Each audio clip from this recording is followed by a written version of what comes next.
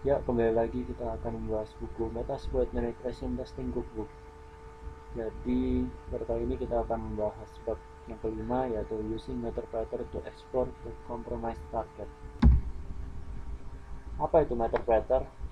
Meterpreter adalah sebuah penerjemah perintah untuk Metasploit yang menggunakan injeksi memori DLL untuk berkomunikasi melalui soket.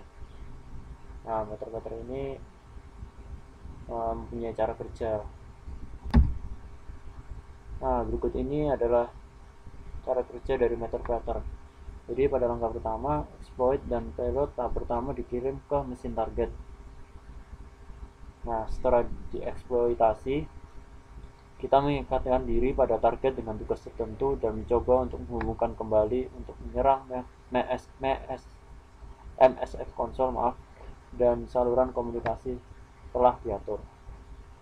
Nah, sekarang kita melakukan load DLL MSF konsol dan mengirimkan DLL payload injeksi kedua. Nah, selanjutnya setelah sukses melakukan injeksi, MSF mengirimkan DLL Meterpreter untuk membangun komunikasi channel. Nah, yang terakhir, melakukan load ekstensi dari Meterpreter seperti STDAPI atau STDAPI dan PRIV. Nah, semua ekstensi ini dimuat pada TLS/1.0 menggunakan protokol TLV. Meterpreter menggunakan komunikasi terenkripsi dengan target pengguna. Nah, sekarang kita akan menggunakan tools Meterpreter ini. Jadi, pada kali ini Kali Linux ini akan menjadi penyerang dan Windows XP ini akan menjadi korban. Nah, untuk menggunakan tool Meterpreter ini kita harus sudah mempunyai session. Maksudnya kita sudah memasang exploit. Nah, exploitnya ini berhasil ya. Kita mendapatkan session seperti ini. Nah, ini sebenarnya sudah dijelaskan pada bab sebelumnya untuk membuat session ini. Nah, sekarang kita coba masuk ke Meterpreter. Jadi kita ketik session min ID dari sessionnya, sessionnya 1. Nah, kita udah masuk Meterpreter.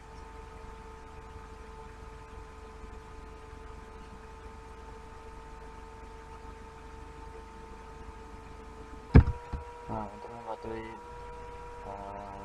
codingan atau perintah-perintah pada Meterpreter, kita bisa menggunakan hal ini. Pengambatannya juga bisa, jadi sama aja. Nah, ini banyak komen-komen yang dapat kita gunakan untuk tools pada Meterpreter ini.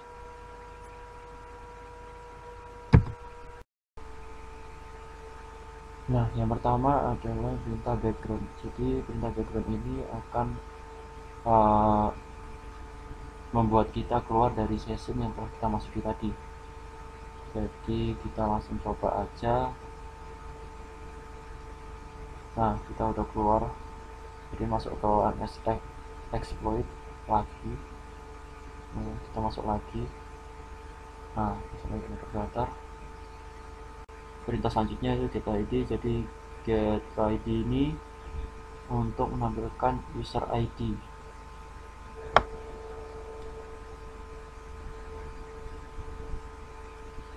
Nah, sekarang kita get ID. Nah, ini menunjukkan bahwa kita itu berada pada proses mana. Jadi, nah, untuk mengetahui proses-proses yang ada, kita bisa dengan menggunakan perintah ps. Nah, kita mencari get ID kita, get ID kita ada 2868. Jadi ya itu kita sedang berada di proses itu. Nah, sekarang kita coba perintah selanjutnya, yaitu sys info, yaitu sistem info. Nah, ini kita bertujuan untuk mencari sistem info dari komputer yang akan kita serang. Nah, ini Windows XP. Nah, selanjutnya ini kita akan menggunakan perintah shell. Jadi perintah ini untuk melakukan akses pada komputer yang akan diserang lewat command line. Nah,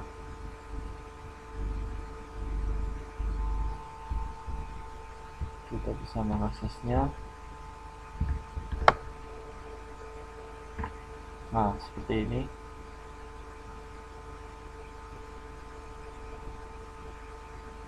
Nah, ini kita exit buat keluar dari shell yang kita udah masukkan sebelumnya. Nah, juga bisa digunakan untuk keluar dari Metadata.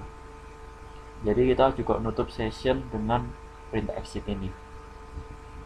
Nah, sekarang kita akan mencoba perintah get system. Jadi get system. Nah, get system ini kita dapat melakukan apa yang ingin kita lakukan pada komputer yang akan kita serang.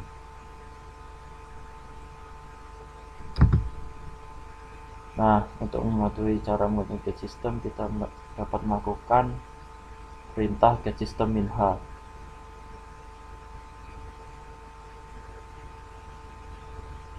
Nah, ini ada teknik-tekniknya.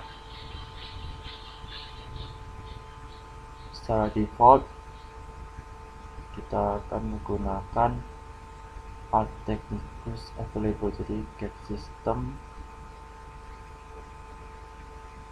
ternyata via teknik 1. Selanjutnya adalah migrate, agar kita bisa berpindah dari satu proses ke satu proses lain. Jadi seperti kita lihat pada tadi. Nah, ini kita coba migrate minha. Cara menggunakannya migrate spasi bid. Nah, kita kembali ke PS lagi. Banyak sekali proses yang disediakan sedang berjalan pada XV. Nah, supaya kita tahu, kita bisa lihat di task manager yang ada di Windows.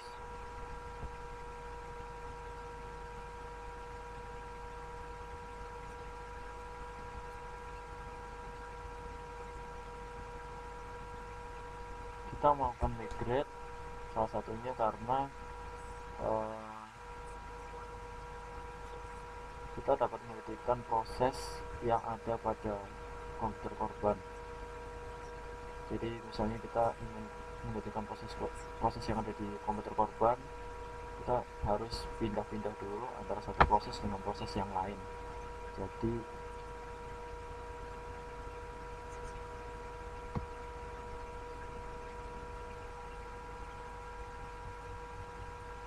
kita harus melakukan migrate dulu, dimana user korban ini tidak bisa mengakhiri proses yang utama ini. Jadi kita harus berada pada proses yang utama, jadi nggak bisa dimatiin begitu saja di komputer korban. Nah, ke explorer.exe ini, kalau misalnya di komputer Windows XP yang ber-OS Windows XP pasti butuh explorer.exe ini. Kita migrate ke explorer.exe. Nah, kita cari PID-nya. Ya, itu PID-nya 252. Kita migrate ke situ, migrate 252. Nah, ini prosesnya. Nah, migrasi telah selesai. Nah, kita lihat DPID-nya. Nah, sudah berubah jadi 252. Nah, sekarang kita melakukan perintah execute. Nah, ini di sini ada beberapa parameter yang dapat digunakan untuk perintah execute. Teknologinya dengan execute minha. Nah, perintah execute ini untuk kita sebagai penyerang dan attacker bisa mengakses software dari komputer korban. Jadi software-software yang digunakan oleh korban dapat kita akses melalui komputer kita sebagai penyerang. Nah, jadi untuk mengaksesnya kita coba melakukan execute minf notepad.x min c. Nah, parameter minf ini digunakan untuk the executable command to run, jadi untuk menjalankan aplikasi. Kita ke notepad.x, terus kita tambahkan min c ini untuk generalize input output. Jadi kita menciptakan channel untuk membuka aplikasi notepad.x. Nah, kita coba. Nah, sudah terbuka aplikasi Notepad pada Windows XP. Nah, sekarang kita nyoba untuk parameter perintah keyscan. Jadi perintah keyscan ini kita dapat mengetahui korban telah mengetikkan apa pada notepad yang kita sudah bikin channelnya ini. Nah, kita coba keyscan start. Nah, ini starting to keystroke. Jadi misalnya kita ketik hey there pada notepad yang ada di Windows XP, terus kita merekamnya dan mencetaknya di sini dengan keyscan _dump. Nah, terlihat caps lock hey there. Jadi di notepad itu tertulis hey there dengan menggunakan caps lock, jadi huruf besar semua. Terus kita melakukan keyscan stop, jadi kita tidak melakukan keyscan lagi pada notepad. Nah, sekian penjelasan kami dalam membahas bab 5 pada buku Metasploit Penetration Testing Cookbook. Terima kasih atas perhatiannya. Sampai ketemu pada video selanjutnya untuk membahas bab selanjutnya.